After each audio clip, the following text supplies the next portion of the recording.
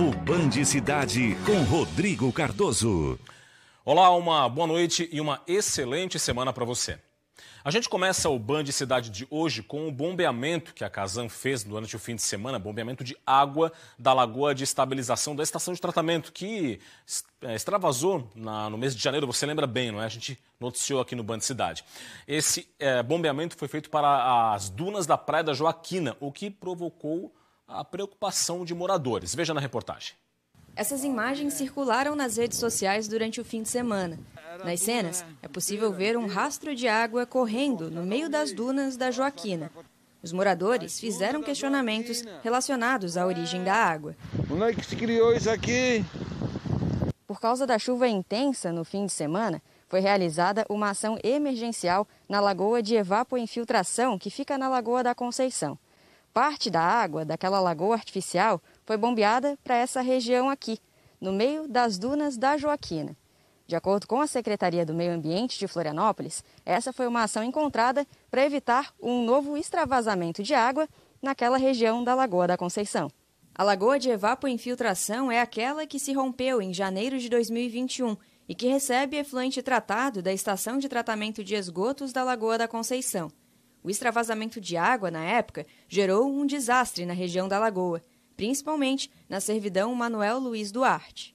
Antecipadamente diagnosticamos que poderia ter um risco de um novo rompimento naquele local, determinamos um reforço do talude e o bombeamento daquela água para trás, mais ao sul, lá no meio das dunas, para que a gente pudesse garantir que não ia ter dano à vida daqueles moradores ali. De acordo com a Casan, o nível de água na lagoa artificial foi reduzido em 25 centímetros com o sistema de bombeamento utilizado. Se a gente olhar aqui o sistema, realmente foi água de chuva desviada, a gente não teve nenhum efluente de fato que interferiu na Lagoa da Conceição, então a gente desviou água de chuva para manter a segurança dos moradores. Os moradores da lagoa se sentem preocupados com os últimos acontecimentos na região. Está acabando com as dunas, infelizmente é isso que está acontecendo.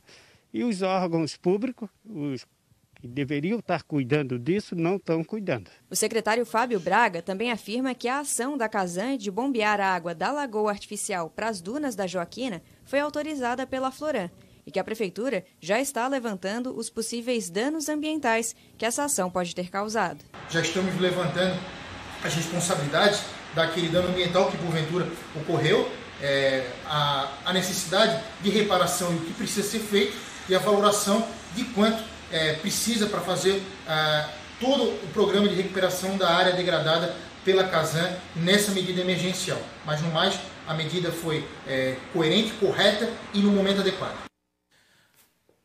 As polícias civil, militar e rodoviária federal deflagraram a Operação Pulo do Gato hoje. O alvo foram criminosos que atuam em uma comunidade da área continental de Florianópolis.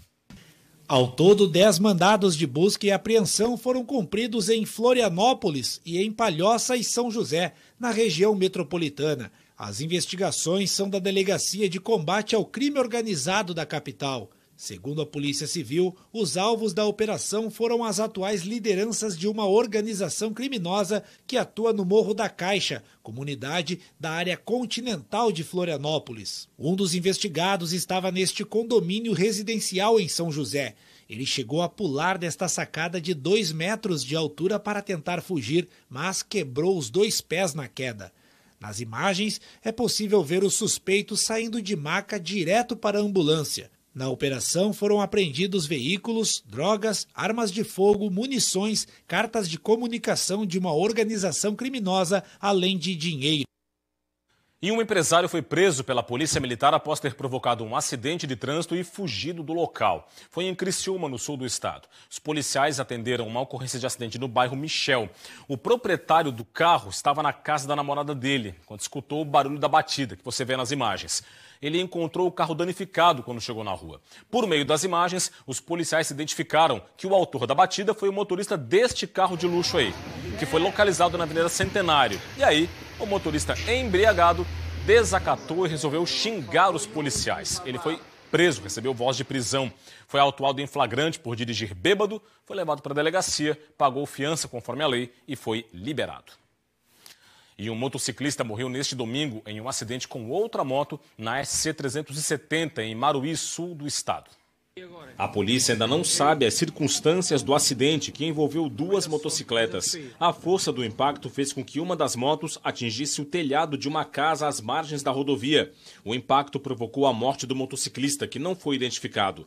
Outras duas pessoas com 21 e 25 anos de idade foram levadas para o Hospital São Camilo de Imbituba, com diversas fraturas. Logo mais depois do Band Cidade tem o Jornal da Band. Vamos saber os destaques desta segunda-feira com a apresentadora Joana Treptow. Boa noite, Joana. Olá, boa noite. No Jornal da Band de hoje você vai ver o 13º dia de caçada ao assassino Lázaro. A polícia quer descobrir se Lázaro fugiu para outro estado. Até agora, são poucas as pistas do assassino de Goiás. A gente também vai mostrar para vocês que na cidade de São Paulo, a maioria dos postos de saúde está sem vacinas. E tem também o primeiro dia de inverno pelo país. As temperaturas não estavam assim tão geladas, mas a gente mostra como vai ser a estação, qual é a expectativa em relação à estação. Todos os detalhes a partir das 7h20 no Jornal da Band. E a seguir tem o comentário político de Roberto Azevedo e veja também os estragos provocados pela chuva do fim de semana na capital e na região metropolitana. Detalhes logo após o intervalo. Até já.